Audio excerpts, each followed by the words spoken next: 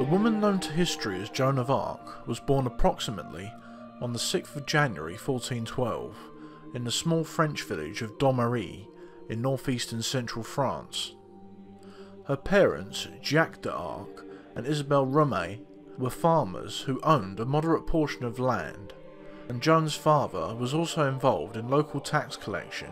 as well as being a member of the local village watch. The Arc family farm was located in lands which were friendly to the Duke of Burgundy, who was in turn allied with France's arch-enemy, England. But Joan's family still held loyalty to the French monarchy, as did large portions of the French peasantry during the 100 Years' War. Part of the reason for this was one of the main English battle tactics during the conflict being the pillaging and burning of French villages, towns and cities, which did nothing but prove to be counterproductive, as it meant that the English were hated amongst the French populace. Indeed, Joan's own village was burnt and raided on several occasions when she was young, which could in part explain her motivations and actions later on in her short life. The 100 Years' War started when King Edward III of England laid claim to the French crown after King Charles IV died in 1328, leaving no male heir. Edward then claimed the French throne, as his mother Isabella was Charles IV's sister. But the prospect of a King of England ruling France proved to be unpalatable, to say the least, to the French nobility, and they also in return claimed that the French crown could not pass to King Edward through the female line. Philip of Valois was then proclaimed King of France, as he was the grandson of the French King Philip III. Edward III then went to war in order to seize the French throne, which meant that his successors also maintained his claim, which perpetuated the conflict. By the time of Joan of Arc's birth, the 100 Years' War had been raging for nearly 75 years, and Edward III had died in 1377, shortly after his own son, Edward, Prince of Wales, or the Black Prince, had died of dysentery, meaning that the English crown had passed to the Black Prince's young son and heir Richard, who then became Richard II. But as he was young, Richard did not command the respect and authority that his father or grandfather enjoyed,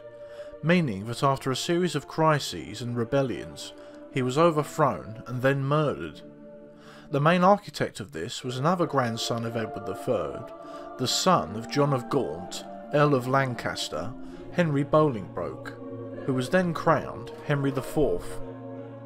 This rebellion was the root cause of the English War of the Roses, in which John of Gaunt's heirs, the Lancastrians, fought over the English throne against the heirs to the House of Plantagenet under the House of York, who were descended from the fourth son of Edward III, Edmund of Langley, 1st Duke of York. But during Joan of Arc's early years, England's grip on large portions of northern France seemed stronger than ever, as 3 years after her birth, English armies, under Henry IV's son, Henry V, had destroyed a much larger French army of King Charles VI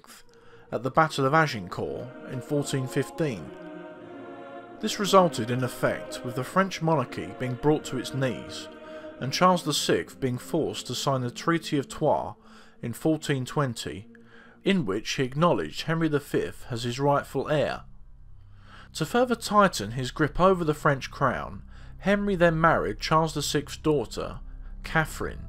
who would later remarry Owen Tudor, Henry Tudor's grandfather, who would go on to defeat King Richard III at the Battle of Bosworth, ending the War of the Roses with a Lancastrian victory. But 2 years after the Treaty of Troyes, Henry V died of dysentery, being only in his middle 30s, and was then followed by Charles VI of France dying himself 2 months later. This resulted in Henry V and Catherine's 1-year-old son, Henry VI, or Henry II of France, taking the English and French crowns. But once again, the French nobility refused to accept Henry VI's rule over their country, and instead threw their support behind Charles VI's son, also named Charles, who claimed the throne for himself. Charles, or the Dauphin, as I shall now refer to him, which was the title given to the heir to the French throne, was the youngest but only surviving son of Charles VI, and was the brother of Henry V's wife, Catherine, making him Henry VI of England's uncle. The English were aided in their control of France by a powerful alliance with Philip, Duke of Burgundy. Philip had sought an alliance with the English after his father, John, had been assassinated during a meeting with Charles, the French Dauphin. This greatly weakened the French and meant that they had two powerful enemies to contend with instead of one. Indeed, another important turning point of the 100 Years' War would come later when Charles the Dauphin, or Charles VII as he would become, and Philip of Burgundy resolved their differences and agreed to fight the English together in 1435. As King Henry VI of England was still a baby at this time, the regency was placed in the hands of John, 1st Duke of Bedford, who was the late King Henry V's brother, and whose wife was also Philip, Duke of Burgundy's sister. A highly capable soldier, Bedford tended to all of Henry VI's affairs in France during this time, as the north of the country, including Paris, under Bedford's leadership, was firmly under English control. This meant that Charles the Dauphin was forced to keep his power base southwest of Paris in various castles such as Chinon, and until the events surrounding Joan of Arc, Charles was largely forced by the sheer power of his enemies into a state of inaction and near paralysis. Whilst sitting in her father's garden, Joan of Arc, aged roughly 13, saw, or thought she saw, a vision of heavenly beings which she took to be saints such as Michael and Catherine amongst others. Her visions told her to take up arms against the English and drive them out of France, then install the Dauphin to the French throne. She then, 3 years later, asked a relative of hers to take her to the town of Vaucouleurs, where she asked the town garrison commander, Robert de Baudricourt, for an armed escort so that she could travel to the French court at Chinon to counsel Charles the Dauphin. Baudricourt rejected her, but she again returned the following year and convinced several soldiers to help her, proclaiming, and I quote, "I must be at the king's side. There would be no help if not from me. I would rather have remained spinning wool by my mother's side. Yet I must go. I must do this thing, for it is my Lord's will that I do so." She was then given a second meeting with Baudricourt, at which she predicted that the Dauphin's forces would lose a military confrontation with the English near the town of Rouvray, north of Orléans, where the French attempted to intercept a supply column destined for the English forces besieging the city. The Duke of Bedford had ordered his forces to lay siege to Orléans, which was of vital importance as it was one of the largest cities in France, and was also one of the major crossing points over the River Loire, which cuts across central France from east to west, effectively making the city the gateway into the French-held territory in the lands to the south. Bedford initially had no intention of taking the city, but changed his mind on the advice of the Earl of Salisbury, leading to the English to surround the walled city, which lay on the north bank of the River Loire, on the 12th of October 1428.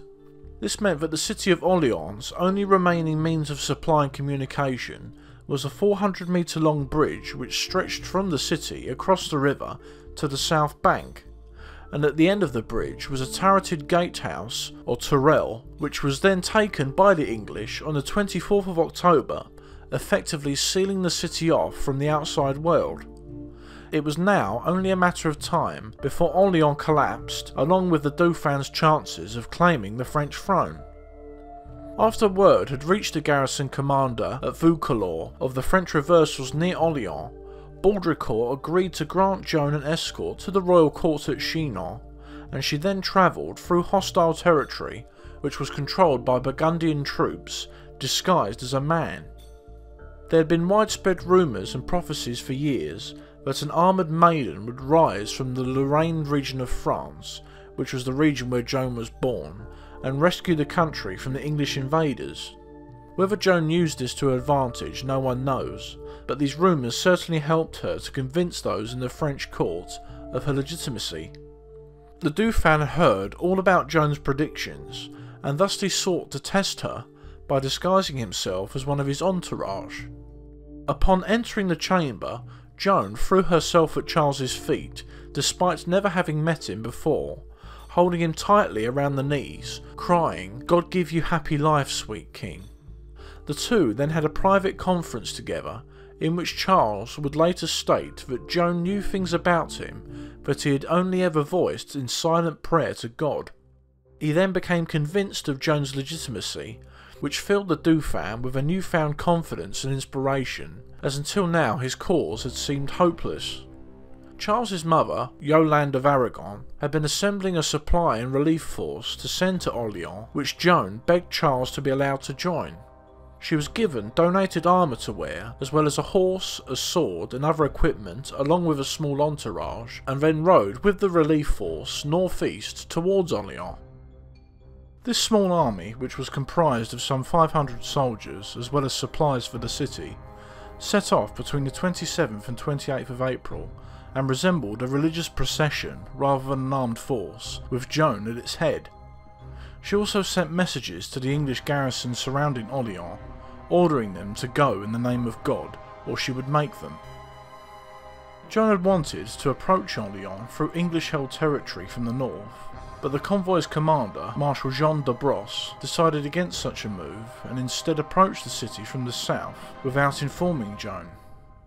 Upon discovering that she had been deceived, Joan was livid and immediately ordered an attack on the nearest English positions, but was eventually forced to accept that the resupply of the city was the more pressing concern, and she then accompanied the supplies into Orleans under the cover of darkness by boat on the evening of the 29th of April, where she helped to raise the city's morale by parading through the streets and distributing provisions.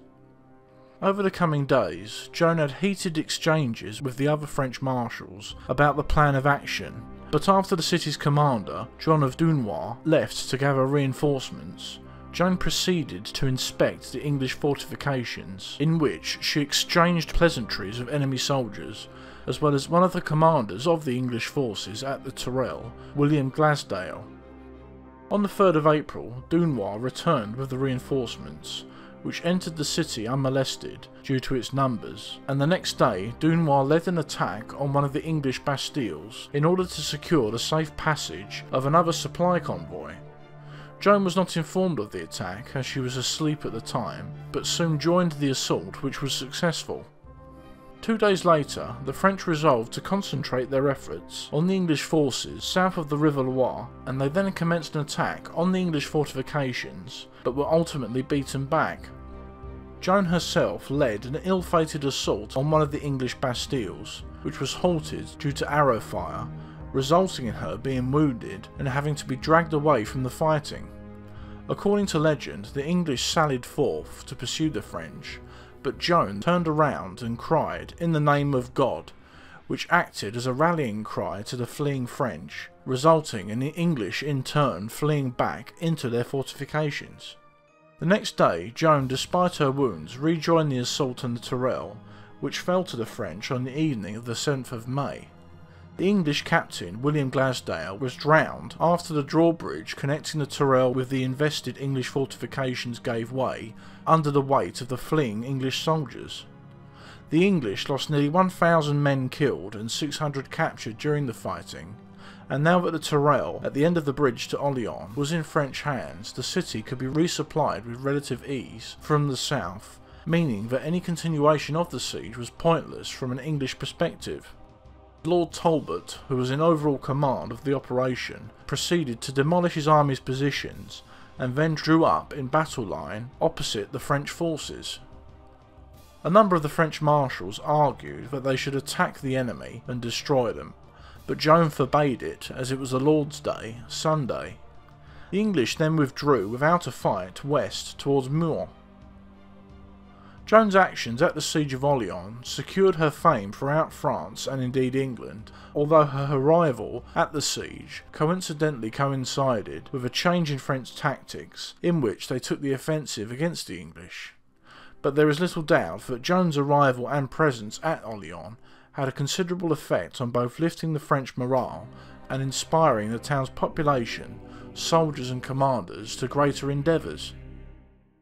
The next problem which faced both Joan and the French was that the bridge connecting Orléans with the south bank of the River Loire had been destroyed during the fighting, and that they would have to secure other crossing points across the river in order to aid the advance northwards, as well as prevent any English advance south.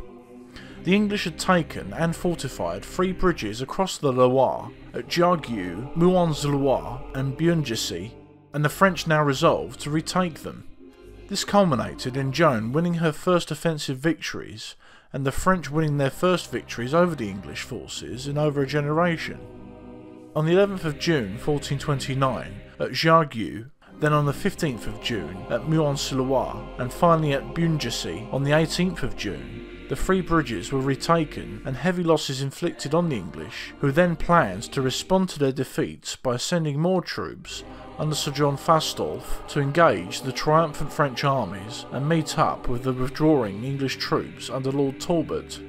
But the French outnumbered the English by this time, and perhaps a combination of this and a fear of any army led by Joan of Arc prompted the English commanders to decide to withdraw towards Paris. But the French learned of their enemy's movements and decided to intercept them, resulting in the Battle of Patay on the 18th of June 1429.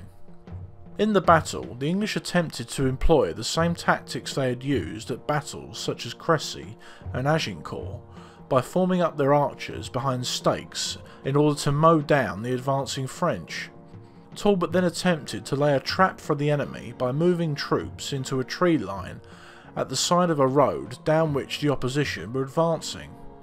But the English had failed to complete their preparations in time and were swamped by around 1,500 mounted French men-at-arms, who then carried on to rout the entirety of the English army, resulting in the largest defeat the English had suffered in France in decades, and they lost nearly 2,500 troops out of an army of 5,000.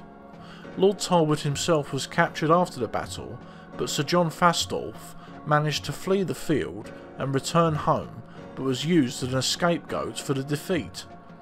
Patay had dire consequences for the English, as the majority of its field forces in central France had been destroyed and defeated,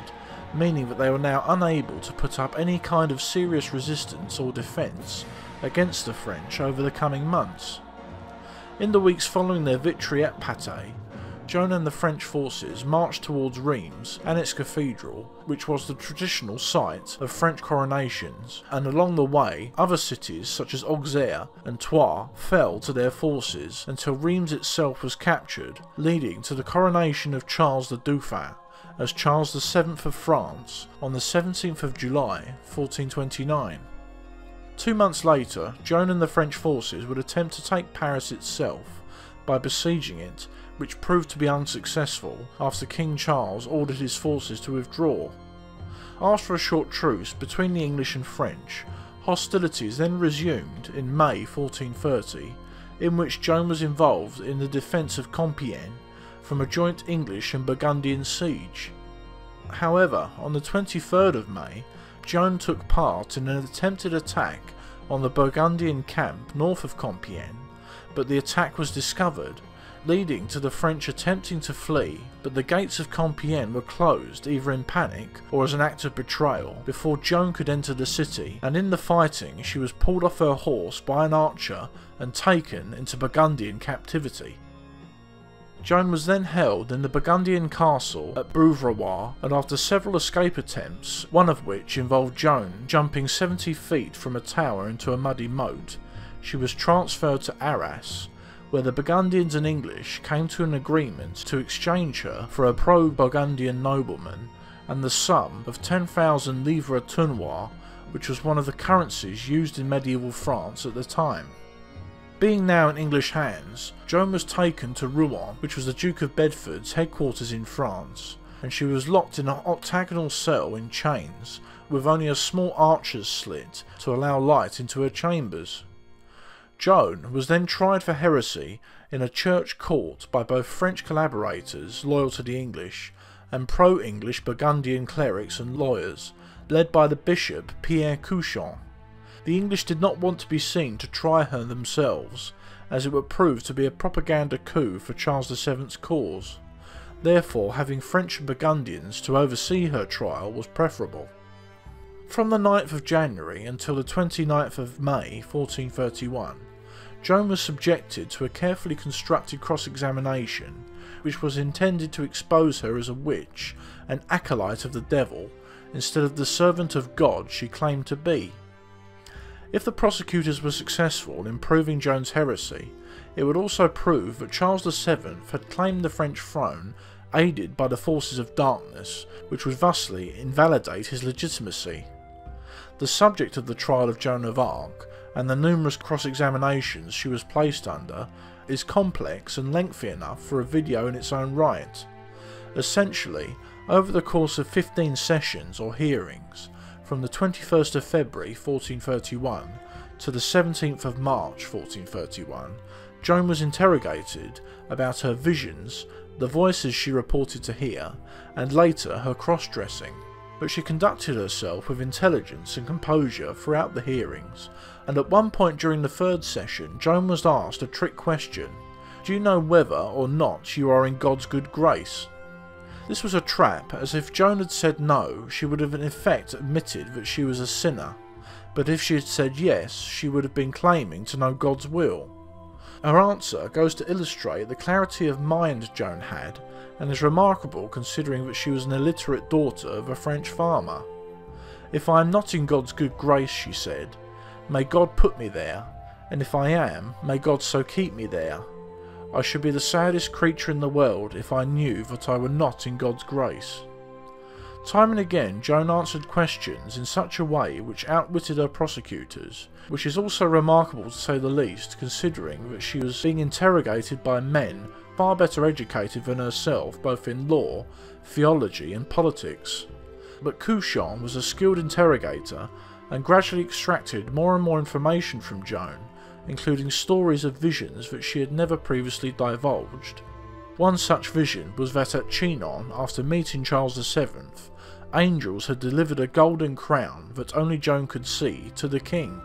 This was damning in Couchon's eyes, as he was an expert theologian and knew that it was widely accepted within the church that angels and saints did not take physical form, instead staying in the spiritual realm, whilst demons and devils could manipulate physical objects to tempt would-be sinners.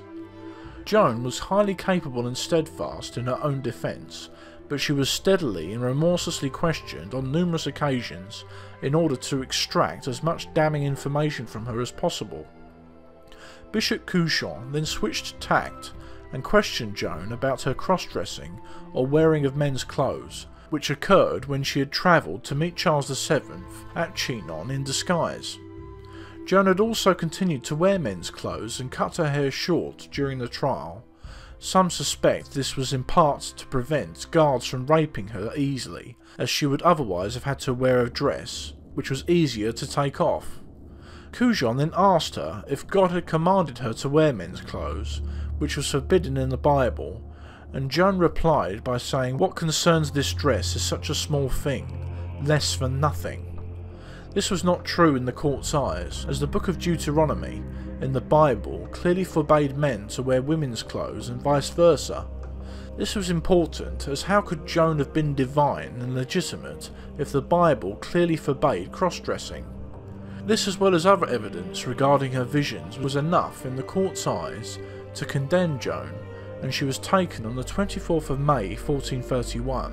to a scaffold next to a church at Saint-Ouen in Rouen, and she would then be burned alive at the stake as a heretic. Joan had time and time again stated that God would deliver her from her captors, but now being faced with a terrible and agonising death, she retracted her claims of visions and submitted to the authority of the Holy Mother Church.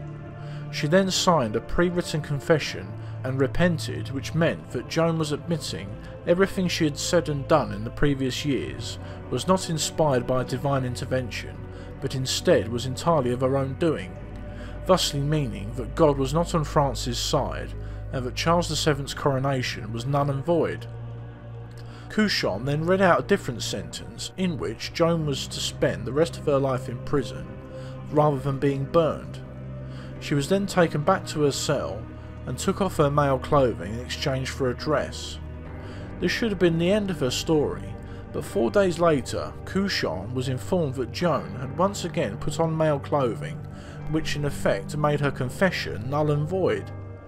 Joan was in a highly confused state when questioned by Joan, and it was later suggested that after she had put on women's clothes, that she had been assaulted and raped by her guards, which is highly likely. Above all, Joan was in a state of despair, given that she had recanted and in her eyes abandoned God. She also claimed that God had visited her and told her that she had damned her soul to save her own life, and Joan also stated that she only recanted to save herself from the fire. These statements were fatal in Joan's eyes, and he immediately ordered her execution. Joan of Arc was then tied to a stake on a tall pyre and burned alive in Rouen on the 30th of May 1431, aged just 19. She died crying the name of Jesus, and after her body had been reduced to a charred corpse, her remains were burnt twice more to prevent her remains from being collected as relics. Her ashes were then thrown into the river Seine.